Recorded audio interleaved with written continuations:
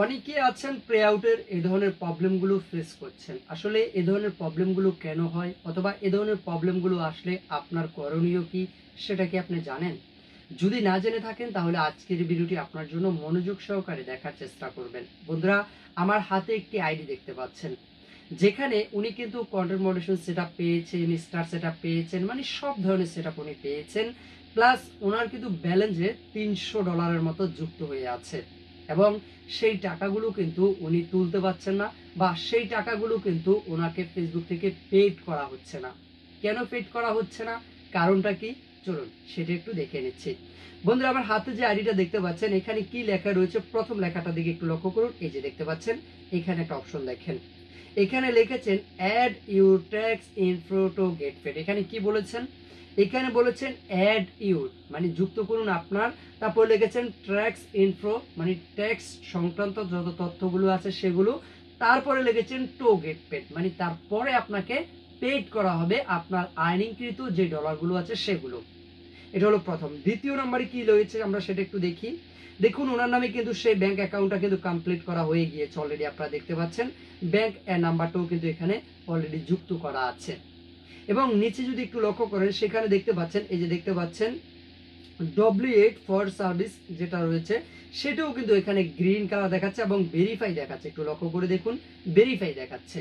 কিন্তু তারপরেও এখানে কেন এই প্রবলেমটা হচ্ছে, এই প্রবলেমটা একটি কারণ হচ্ছে, আর সেই কারণটি আজকে আমি আপনাদেরকে বলবো।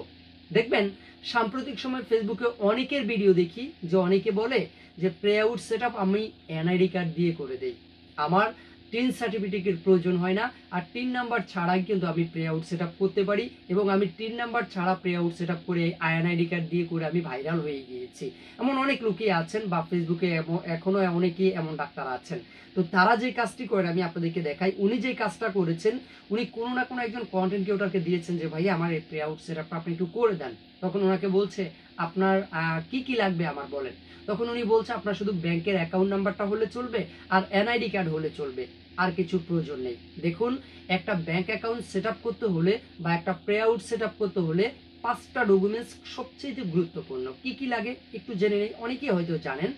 সেটা হচ্ছে একটা এনআইডি কার্ড লাগে, এবং হচ্ছে একটা ইটিন নাম্বার লাগে, মানে যার নামে এনআইডি কার্ড তার নামে ইটিন নাম্বার। তারপর লাগে একটা ব্যাংক অ্যাকাউন্ট নাম্বার, তারপর লাগে সেই ব্যাংকের সুইফট কোড, তারপরে লাগে পোস্টাল কোড। এই 5টা জিনিস অবশ্যই প্রমাণ, এবং এই 5টা জিনিস অবশ্যই প্রয়োজন আছে একটা প্রে আউট সেট আপ করার সময়। এখন আপনি সব কিছু দিয়েছেন, আপনি সব, যেমন আপনি ধরুন আপনি মাছ রান্না করতেছেন, তো হলুদ দিয়েছেন, মরিচ দিয়েছেন, তারপরে জল বা পানি দিয়েছেন, তারপর হচ্ছে মাছ দিয়েছেন, রসুন পেঁয়াজ সব দিয়েছেন, শুধু লবণ দেননি, তাহলে কেমন হবে খাবারটা? জাস্ট এরকমই করেছেন উনি, সব দিয়েছেন, পোস্টাল কোড দিয়েছেন, এনআইডি কার্ড দিয়েছেন, ব্যাংক অ্যাকাউন্ট দিয়েছেন, সুইপ কোড দিয়েছেন, সব দিয়েছেন, শুধুমাত্র ইটির নাম্বারটা যুক্ত করেননি।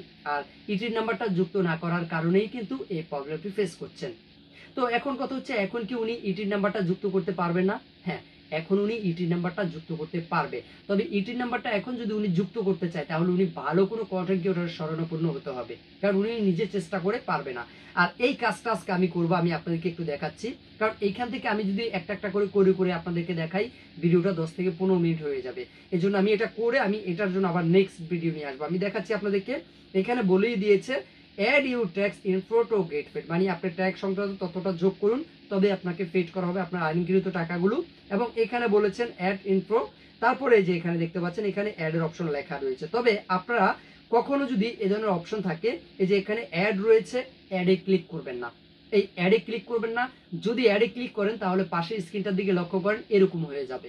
কখনোই কিন্তু অ্যাডে ক্লিক করবেন না। অ্যাডে ক্লিক না করে আপনার পরিচিত কোনো কন্টেন্ট ক্রিয়েটর শরণাপন্ন হয়ে তার হাতে করতে পারেন, অথবা এই সম্পর্কে আমি আগামীকাল বিস্তারিত ভিডিও নিয়ে আসবো আমার ইউটিউব চ্যানেলে। আমার ইউটিউবের নাম হচ্ছে ছোট ভাই নয়ন, চাইলে ইউটিউবে সার্চ করে আপনারা সেই ভিডিওটি দেখে নিতে পারেন।